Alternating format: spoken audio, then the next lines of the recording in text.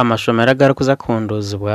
harimo Rwacishakizi, Nyamutyobora, Karama hamwe na Rwenjeru kandi oku abana batwire bashomera heru. Rwenjeru Primary School twabahereza etu classroom bro kandi mugireberere ngo yombekwe nkoku twatiro mu handiko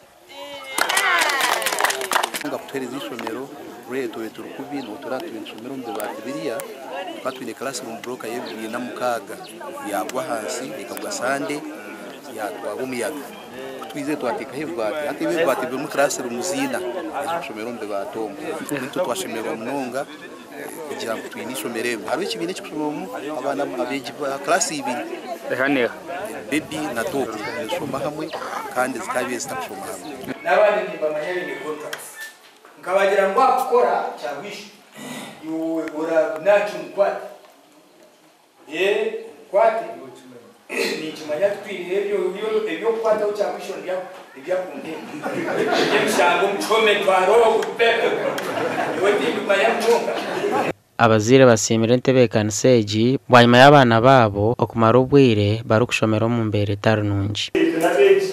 uburaro umiro wenda kagire muri gashibuka ukirindira kashibuka twataho akombe kwahifaho abashobora sate uko farara babigire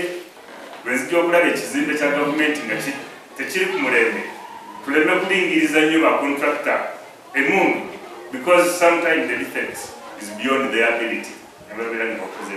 Nka ishomero ryagwiri yateganisa abantu abana bitu babura hibaza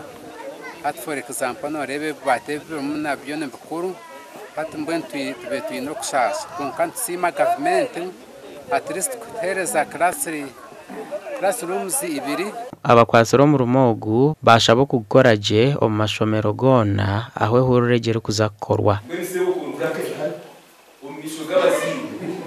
ntabwo no kujya ibyo atiza na DPC n'ikira kukubana umwire amanya byo kora semanya mwinjiniya izabazaze kureba amanya mwitafari baretege kungu irusanga baratiyo byacira ya mukaturire kubagombeke